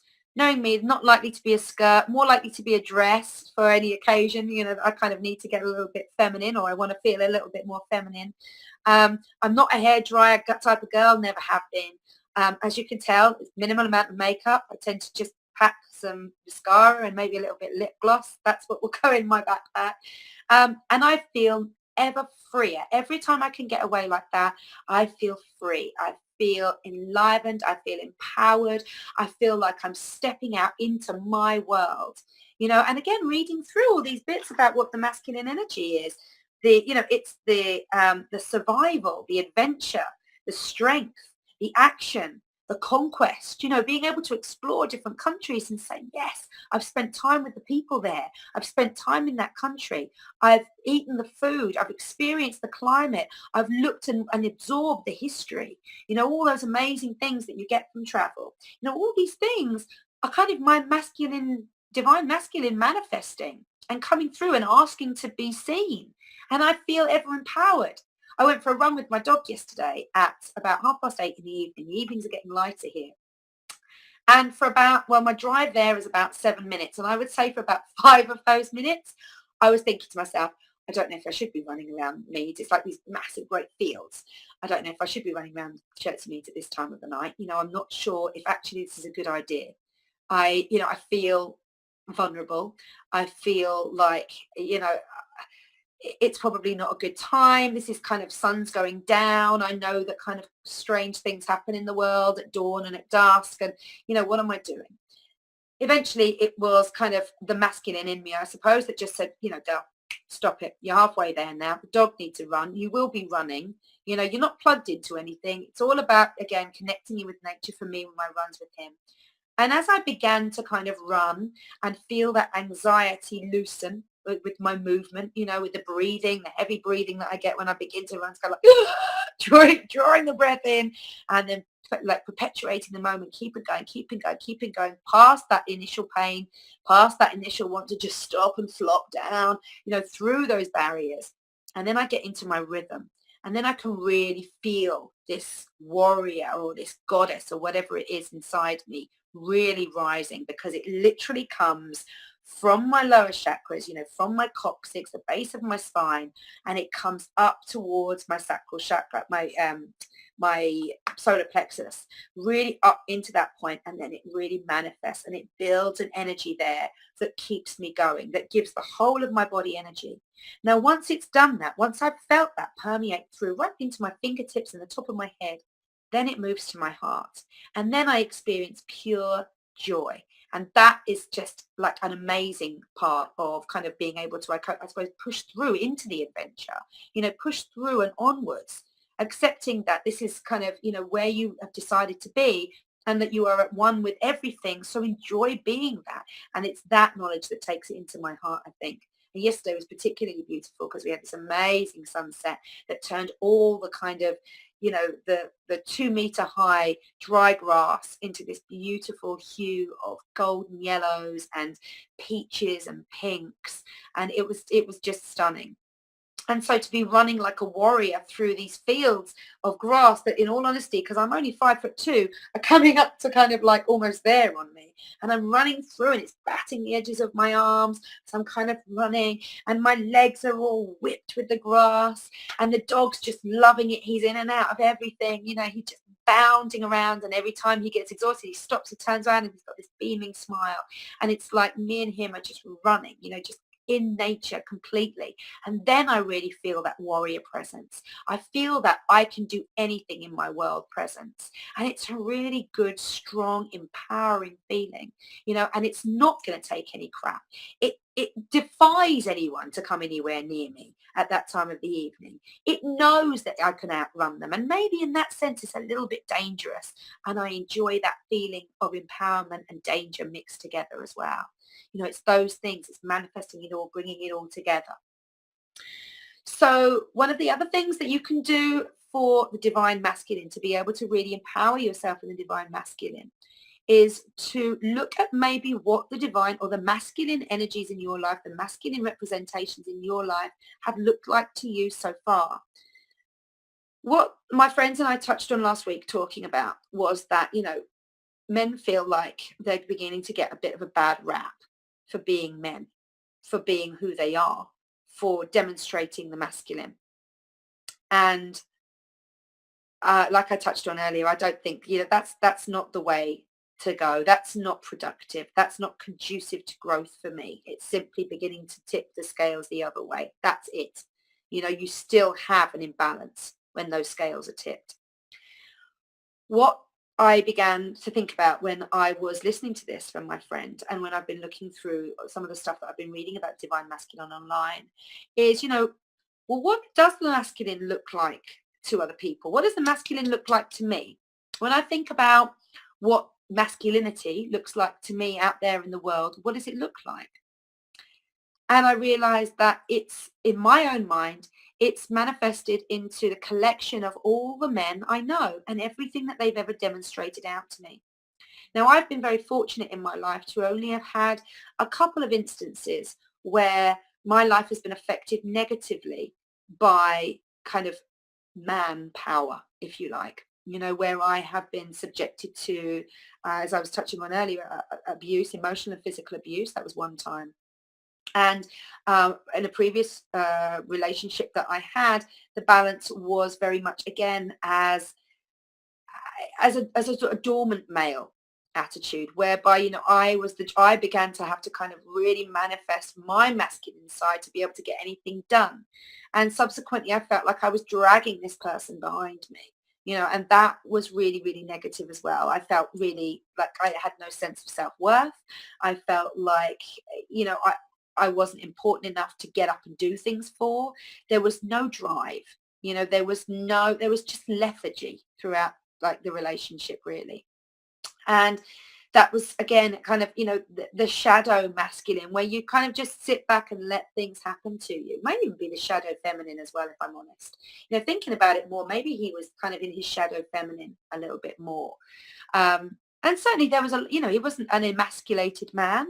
He was, very much a boy's boy and all those sorts of things. There's no real shape to this. There's nothing to kind of look out for. But what I realized was that those were really the only two negative kind of masculine images that I'd brought into my life so far. Everything else and everybody else who come into my life have been very, very positive. My father was a very positive figure for me growing up. My grandfather was a very positive figure. I had some amazing female figures as well. My nana, my grandma, my auntie, my mum. These were people that were really, again, powerhouses of femininity for me, and people that got stuff done. Very balanced people, actually, very balanced. A nice mix of both masculine and feminine energy. They would get stuff done. They were doers, but they were very, very expressive and pronounced around the home as well, and very comfortable being able to sit and be emotional and flexible with their outlook on things, able to talk and discuss things and take a point of view and perhaps respect it as well as holding their own, but also to learn from it. If they didn't feel like, actually, no, you know what, they've got a point, they would be strong enough to be able to stand up and say that as well. So looking at your own influences of your masculine energy in your life, what would you say? Would you say that those influences have been positive? Have you had positive relationships with your father, with your grandfather, with the people, with the men in your life? Excuse me. Would you say that they have been particularly strong images, one way or another? Have they been people? Have they been men who have supported you in your growth, or have they taken stuff away from you throughout your growth? What was your experience, and what did you make it mean to you? Now, that's really the crux of the question when you're looking at how you've developed your belief of what masculinity looks like. It's what you made the experience that you had mean to you. So, for example, if I hadn't have had my more positive masculine influences in my life, positive influences of my father giving me self-confidence, self-belief, the same with my grandfather, enabling me to feel secure and safe no matter what, what it was that I brought to the table, it was still okay to be me. What have you made your masculine experiences, or your experiences of masculinity rather, what have you made them mean to you? If you've had an abusive partner, an abusive father, an abusive member of the family, an abusive teacher, anything like that, how have you internalized that? How have you built that into your structure of what masculinity actually looks like to you? Because that's a really, really negative experience, and it will have permeated your psyche. It certainly will have gone into your self-conscious and subconscious, and on some level you will be prepared to back off the trigger that is associated with that. So it's important to know what you made that mean to you and how you've processed that. It's also really important to look at what you've built masculinity to look like as a kind of a supportive factor, I suppose. Like, what do you expect from your other half? If you're a woman, what do you expect from your husband? If you're a man, what do you expect from your wife? Because then you're portraying your belief of what masculinity looks like, because you're asking it's a lot easier to ask and say, well, I expect this of my wife because I've got this role, than sometimes it is to say my role is this. So sometimes if you look at the counterpart, the perceived counterpart in your life, it reflects back to you the mold that you've created for yourself. To be able to accept those molds and those beliefs and the way that you've constructed this masculinity, it enables you to be able to break it apart a little bit and to infuse it with some more positive beliefs about masculinity.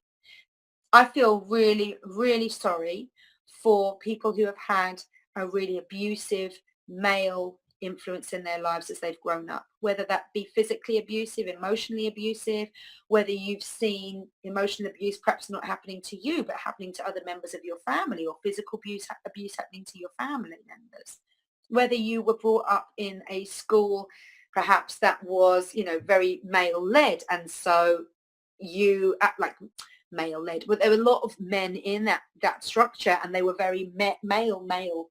They were kind of like in this kind of whole genre of the man is big and strong and tough and takes control, and he's more dominant over the woman.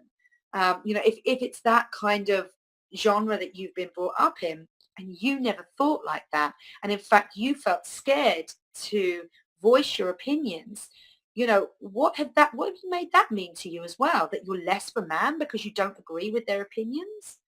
Because you are less of a person, you're emasculated by the fact that you didn't agree with them, that you actually believe that, your mum was pretty special, and that you believe that she shouldn't be dominated, and you raise her on high, and you think she's amazing, and that's transpired to every woman that you meet, because you can recognize that wonder that you have for her in them. But that whole thought process emasculates you. Have you made it mean that? Look at the influences, the male influences that you've had in your life, and examine how they've manifested into your belief of what masculinity actually is. Okay. And that can be, again, through, take it out to the big sphere. That can be about men running the world. It can be about, the majority of religious figures still being men. It can be about the patriarchal societies that we all live in, the detrimental effect that that's had to womankind, all those things, everything that you see as being male or man have built into this belief system of what you believe masculinity actually is.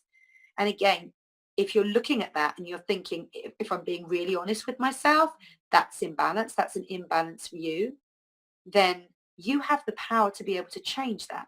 You have the power to be able to reach into your own masculine side, your divine masculine side, and be logical about it and say, for every person that's like that, I know that there's a person that's the exact opposite, because that's how our world works. We have to find balance in everything, and so to be able to do that as well and change your belief system enables you to then go on to the next point, which is create what you believe masculinity is and manifest that. The divine masculine, what do you perceive that to be? Because when I'm looking at myself and I'm looking at my list of all the things that divine masculine is, I'm excited about bringing more of it into my life. I would say I am a flexible person, both physically and psychically. I'm very keen to learn. I'm very able to absorb new information. I'm first one to put my hand up and say, do you know what? You're right. I never saw it like that before. Thank you so much. I feel that as being one of the qualities, good qualities about myself. I'm very adventurous. I like to kind of explore, as I touched on before. I don't really like to conquest or control people, but I do like to explore and conquest new experiences. So that can be my masculine energy there. I'm not this person. I'm not going to go in and I'm not going to dominate somebody, or I'm not going to intentionally try to. But I do like to experience and absorb and kind of, conquest countries and experiences and places, say that, yeah, I've been there. I like that feeling. I like that feeling that I can align myself in with my ancestors, with the people that have come before me with that as well. That gives me a sense of community, a sense of feeling, a sense of being a real part of this world, not just right now, but in the past and one day in the future, as hopefully, people will perhaps follow in my footsteps, or they'll do the same things that I've done. Okay. Being able to project stuff, being able to share stuff, being able to have an opinion that you're confident in voicing as well is inherently like a divine masculine thing, divine masculine trait, sorry. That's something that I feel like we should all be able to do. I speak about being creative, creating your own life. I speak about being authentic, true to you, true to yourself, leading from the heart. And all of those things are coming from the divine masculine. So if that's what it is to embrace your divine masculine, then I say go for it. 100%. I say find it and champion it. Don't be scared. Don't be shy. Be who you are. Be loyal to who you are, another masculine trait. Take the action that it requires to be who you are, to stand out, to say that I am who I am and I'm me, and that's it. I don't need to make any excuses. I don't need to feel like I need to fit in. I don't need to be, if I'm part of a community, I don't need to look like that community looks. I just need to look like and feel like me. That's it. Job done. So deconstructing this conditioned belief that you have formulated throughout your experiences, throughout the people that come into your life and helped condition you and helped manifest a sense of this certain reality into your mind, is not an overnight process. It's something that needs to be worked on and needs to be realized. Be open to it. Be open to changing your mind, to deconstructing your thought patterns, you're deconstructing your belief patterns, breaking it all down, making sure that this kind of machine that you've built, this belief machine that you've built actually still works for you. And I mean properly works, is firing on all cylinders, not just kind of chugging along with an ambience of kind of, resignation. I've thought this for so long that, I should stay with that thought process. Learn, grow, take on more information, absorb, be kind to yourself, forgive yourself if you've misjudged people. It's all of that sort of stuff as well. Some of the conditioned beliefs, right? This is I found really impressed, important to kind of mention as well, because I think some of these things, the paradigms are definitely shifting. Other of them, I think, still they're kind of lodged in there. So the thing that men shouldn't cry, that it's considered to be like weak, or you're considered to be a sissy if you cry, is absolutely ridiculous. I don't know a single male child, a day old, that doesn't cry. And we are born with no preconceptions, no pre-beliefs. We just literally are as we are. And it's one of our fundamental ways of expressing emotion, of being able to cleanse and rid ourselves of negativity, of fear, of want. Or it's been one of our ways of being able to kind of ask for help, ask for support as well. So again, a mixture of the divine feminine and the divine masculine mixing in just this one expression of ourselves. Let's not cut that off from the men. Let's not cut that off from the boys. Why bring them up to believe that crying is a bad thing? It's simply an expression of yourself, of your personality, of the way you're feeling things, of your emotions. Don't cut it off. Don't believe that that's a part of you that isn't worthy of expression, that isn't worth your effort, your physical energy. Don't believe that stuff. Whoever made that up wanted the whole stiff upper lip thing going on as well. If you're going to cry, if you need to cry, then cry. Me personally, I gained much more respect for both my father and my husband when I saw them cry. When I saw them expressing emotion, it was like I finally trusted them. That sounds crazy.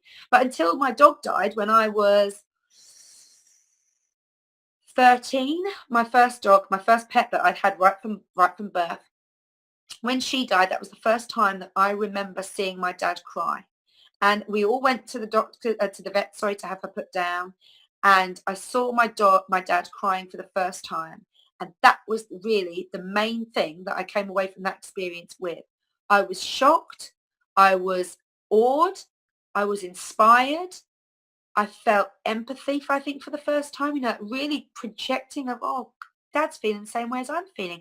Before then, my dad had been this sort of like powerhouse of kind of strength and stability for me. But knowing and seeing and recognizing that he had this vulnerable side that was just as important to him to express as this strength and this, this kind of carrying us all through life feeling that I got from my dad. That was amazing for me, and it allowed me to understand that men have a vulnerable side that needs to be expressed, and that there's a real beauty in the expression of vulnerability for men and within men. And I have, like I've married a man now, again, who's very comfortable with allowing his emotions to be expressed through however really, but certainly, sadness to be expressed through tears. There's no kind of like sniffling into his t-shirts or anything like that. He'll quite openly cry, and sometimes I'll join him, and sometimes I'll just go over and give him a cuddle, and vice versa. If I'm feeling something, then he can come over and just give me a cuddle, and both of us recognize that this is just a way of being able to express something that's really touched our hearts. That empathy when I'm often crying. If I ever turn on the news, I don't often watch the news. It depresses me because there's no balance there either. But if I do often turn on the news, 9 times out of 10, I'll end up crying at one point or another because I just can't. I don't know what it is. I think it's not, I can't even, it's just that sadness, that integral sadness, recognizing that this is going on to my people in my world, that this is what we've brought on ourselves. And that really fills me with sadness. And that's something that cuts deep into my heart. And it always invokes an emotional response. One of the other things, again, is like expressing emotions, unless you're being angry, I don't think there's another emotion that you're really allowed to express, of being a guy. Okay, you're allowed to have a laugh. You're allowed to be like this testosterone-filled lad. You're allowed to be, like I say, angry. You're allowed to be violent. Those are things that we might have, preconceived in our belief of what masculine is. But to be able to express real joy and empathy and what else? Like, I don't know, I suppose sympathy, being able to bring yourself down and being really sympathetic towards somebody else, not that whole feeling of, oh, just get on with it, but actually that give yourself a moment, allow yourself to feel, the sort of thing that you'd expect to hear from your mum, perhaps more than your dad, those sorts of things, those conditioned beliefs, let go of them and express from the heart. Just be true and express out wholly from your heart. That's the best thing you can ever do for anybody.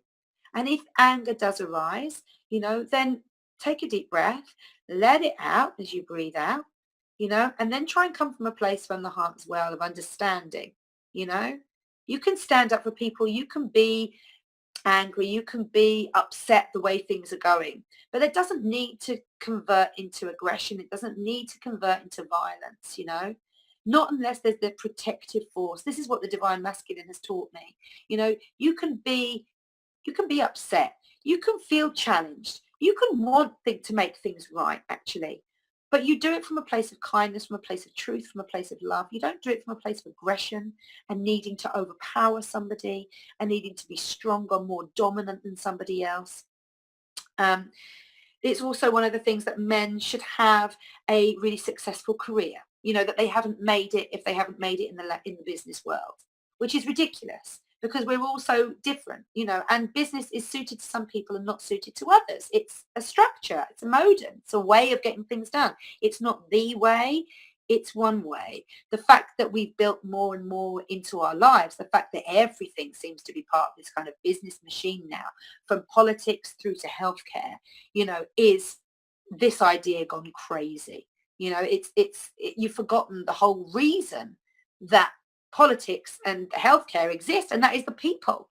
Like it's all well and good trying to be politically correct and do the right thing from country to country, but if you're not assessing what the people really want, what the people really need, and you're not leading from the heart there and connecting deep in from that, you're always going to hit the wrong note.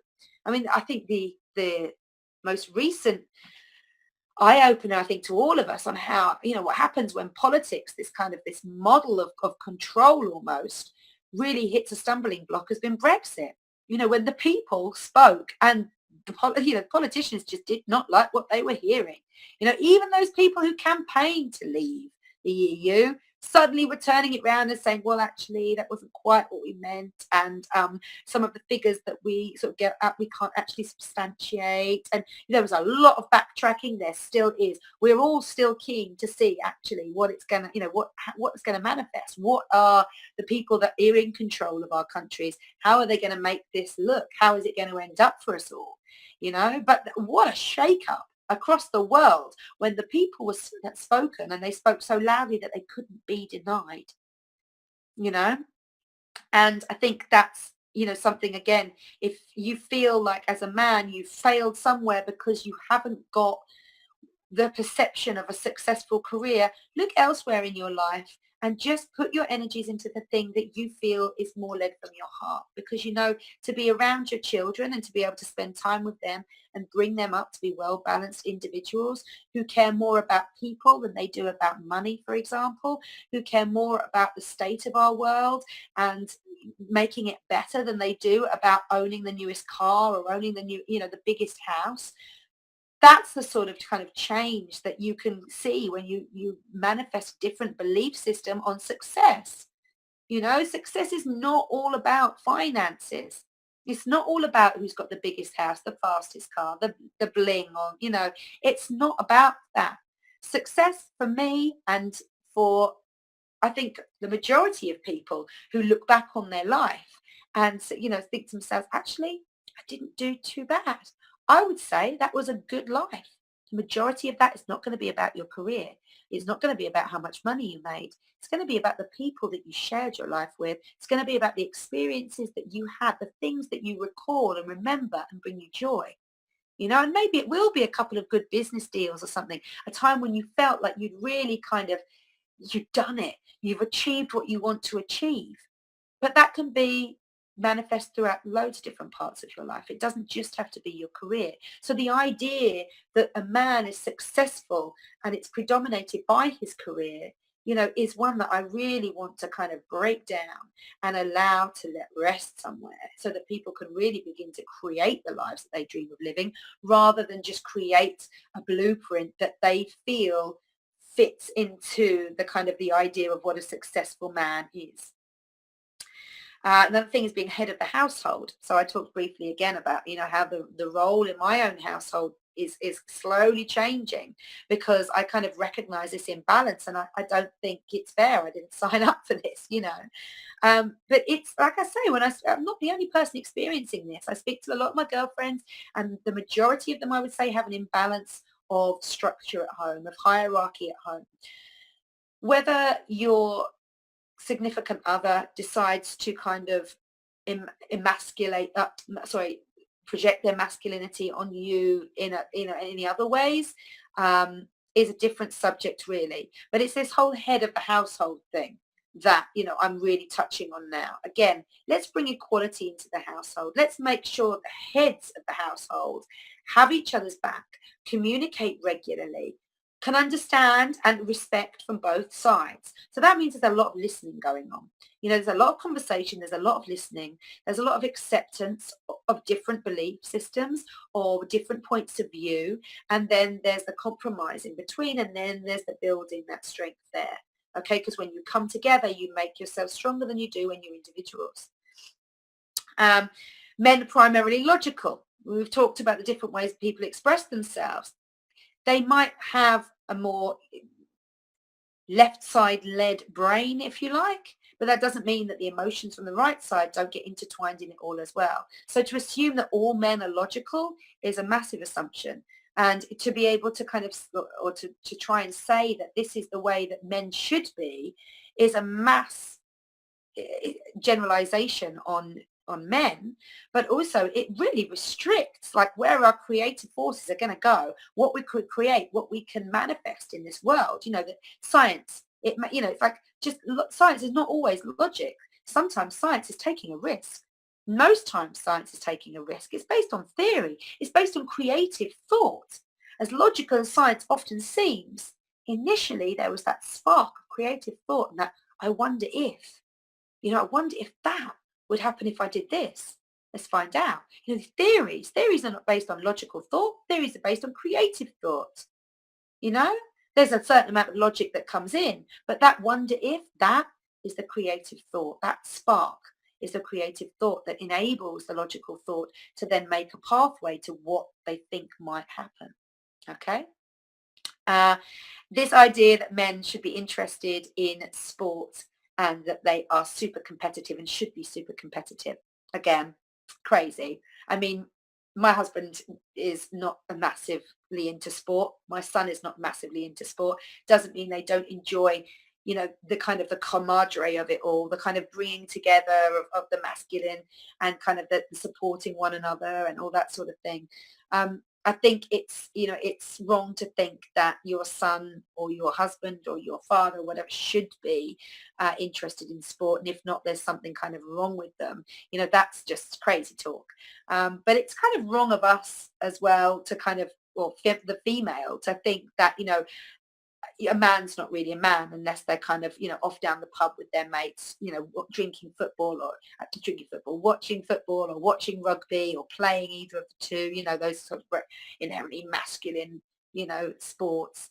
And while we're on the subject of sport, I would just like to say that while we failed miserably in the World Cup in the English team, the female English team are cracking right on. So again, women who have embraced their masculine energy, their adventure, their spirit, their drive, the logical aspects that you need to be able to plan for a game through strategy. And they've embraced that side of themselves along with their feminine ability to create and to move and to be flexible. And they're really powering it on. So maybe this is kind of, again, like a dynamic, an example of how, when you bring it all together, how successful it can be. So just quickly before I finish, because I know we're almost at the end of my session, the fact that men are protectors of women and children, and it should be wholly on their shoulders to protect the women and the children. Yes, they have the physical strength. Yes, they tend to be a lot bigger and a lot sort of more able physically than women and obviously children can be. But we are responsible for our own lives independently. Each one of us. This again upsets me how, men and women are now kind of just being thrown out to war with a political agenda behind it. And yet there are people running for their lives and losing everything that they own, their families, everything that they've ever worked for, that sort of thing. And yet there's no one standing tall for them. We're talking about real heroes, those are people, that's the divine masculine, the real heroes, the people that stand tall for truth and defy truth. And stand tall for truth and defy anyone coming against truth. They stand tall for that. And that is where your presence can be held. It's not about dominating. It's not about just because you are physically strong, it doesn't mean you should be and you can exercise that power. That can manifest physically in a relationship, that can manifest sexually, it can manifest career-wise. And again, our friend was just touching on how that imbalance then affects him. When actually the tables are reversed, how you can manifest and how you can change that and what that actually felt to him. He's not in a good place where he's seeing women get superseded every single time when, he's feeling like it should be his place. I've gone through that. I've seen that. I've felt that for myself. It's not a nice place to be in. It's ridiculous to expect again that within a career, men or women should be more successful than the others in certain roles. We're all capable of it all, should we decide that that's the path that we want to go down. Again, ridiculous to believe that men should be aggressively self-confident, and that, if you're kind of not being the big butch man, puffing out your chest and all that sort of stuff, then you're emasculated, that's not you really in your full masculine, you're lesser of a man. That's just ridiculous. We all come in all shapes and sizes, all body shapes, all creative abilities. To be able to think that there is one genre of man, let's just let that go. Let's just let that go now and let everybody kind of express as they need to express. And then the last one, look strong and have big muscles, because this seems to be one of the things that I've noticed coming back as well, is that kind of guys have taken on this whole kind of idea that they need to be this kind of big, strong man with like big chiseled muscles. And then there's the whole tattoo thing going on. Now, I've got nothing against tattoos, but it's just covering yourself with tattoos like it's kind of some expression of how tough and strong you are, because you're not recognizing that within yourself already.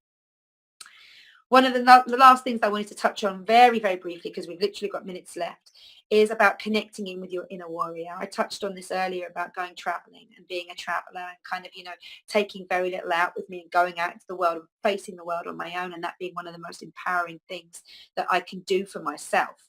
But it's also about, as a warrior, you're being supportive, you're being protective, you're not taking any crap. You're being assertive, but in a peaceful way. You're not being assertive by, being aggressive, being violent, throwing stuff. You're being assertive by standing tall for what you believe in. It cuts through lies. It sees with clarity. This is the logical mind. This is the beauty of that logical masculine mind. It sees things clearly. My husband's amazing at this for me. He reflects, he cuts out all the emotion in my problems, and he just goes, do you know what? This, and this, depending on what we're talking about. And I sit there for ages going, no, it's nowhere near as simple as that. It can't be as simple as that, because I've literally been driving myself mental for hours. And then suddenly it dawns on me that it is as simple as that. And if I let go of the worry and the emotion and the kind of the crazy women stuff that I've gone into, that overthought, that's the divine feminine going mental. The overthought is something that we just need to let go. And that clarity from the masculine can be really, really cathartic, can really help you to cleanse and clear off any stuff, emotional baggage that you're holding with you, any concerns, any worries, can really help you with that. It values truth, courage, and it's got inner strength. So I hope that, just from going through some of those things today, you'll be able to really sit and think about the masculine energy within you and how you can bring it up or kind of bring it back into balance, balancing out your feminine. If you feel like you lean actually more into your masculine energy than your feminine, then work on the feminine side. And I'm going to be touching on that within the next couple of weeks, because as I say, it's all about balance.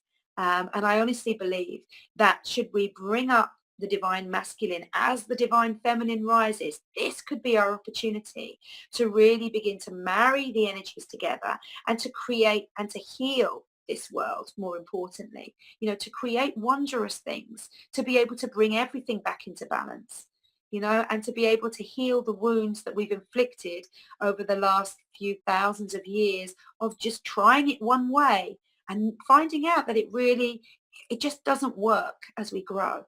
And I hope together, both masculine and feminine energies working together can really begin to heal this planet. And it starts with ourselves. Thank you so much for listening and engaging in the topic today. I really, really appreciate it. It's lovely to get all the comments. Thank you. Good night and namaste.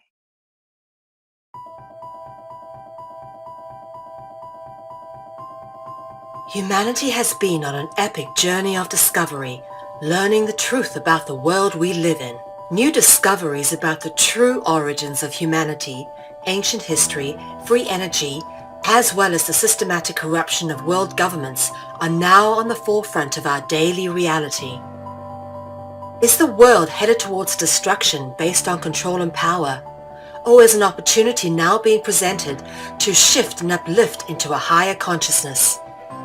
My name is Mel V, co-founder and creative director of Conscious Consumer Network, an independent broadcast network that was launched on the 1st of January 2015.